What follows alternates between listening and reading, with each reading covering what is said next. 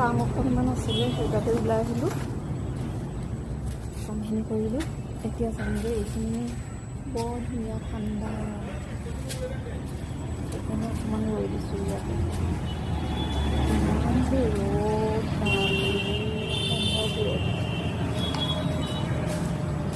সেইকাৰণে অকণমান ৰৈ দিছোঁ।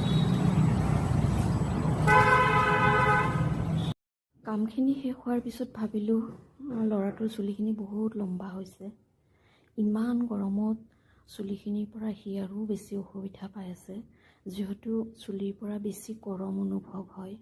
সেইবাবে ভাবিলোঁ চুলিখিনি কাটিয়ে লৈ যাওঁ, আহিছোঁই যেতিয়া।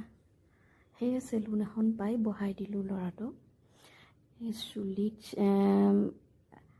চেলুনত চুলি কটাজনে ইমান স্পীডত কেঁচি চলাইছে, সেয়ে মই স্মৃতিস্বৰূপে অকণমান ৰাখি দিলোঁ। সঁচাকৈয়ে ইমান স্পীড তেওঁলোকৰ। ল'ৰাটোৱে, আমাৰ ঘৰৰ ওচৰত যদিও চেলুন আছে, ল'ৰাটোৱে যেনেদৰে কাটিম বুলি ভাবে তেনেদৰে প্ৰত্যেকবাৰেই নহয়। সেইবাবে আজি ডিজাইনবোৰ ডিছপ্লে কৰাই আছে, সি তাৰ পৰাই এই ডিজাইনটো চইচ কৰিলে। সি এইটোৱে লাগে আৰু সেই কাটটোৱে তাক দি দিলে। ময়ো ভাবিলোঁ বহুত গৰম, যিহেতু চুলিখিনি চুটি কৰি দিলে সি অকণমান গৰমৰ পৰা ৰক্ষা পৰিব।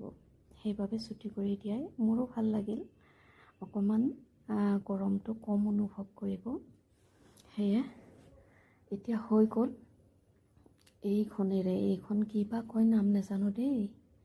আকৌ চাৰিওফালটো সুন্দৰ কৰি দিয়ে, ফিনিচিং বুলি জানো, আৰু এইখিনি কৰাৰ পিছত মানে ভাল লগা হয় আৰু। সেয়া বাৰু আপোনালোকে জনাবচোন, ল'ৰাটোৰ চুলিৰ কাটটো বাৰু আপোনালোকৰ পচন্দ হৈছেনে? একদম চুটি, একো নাই। সি যেন গৰমৰ পৰা ৰক্ষা পৰে, সেইবাবে ইমান চুটি কৰি দিলোঁ। এতিয়া হৈ গ'ল। হৈ যোৱাৰ পিছত আকৌ কিবা লগাই দিয়ে নহয়, এয়া পাউডাৰ লগাই পেলাই অকণমান কিবা কিবি কৰি দিয়ে আৰু ব্ৰাছডাল মাৰি পেলাই চুলিবোৰ গুচাই দিয়ে।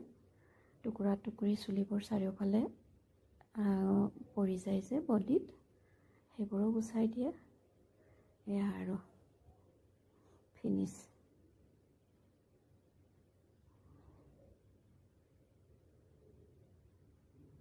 বাৰু চুলিৰ ডিজাইনটো ভাল লাগিছেনে আপোনালোকৰ? জনাবচোন দেই।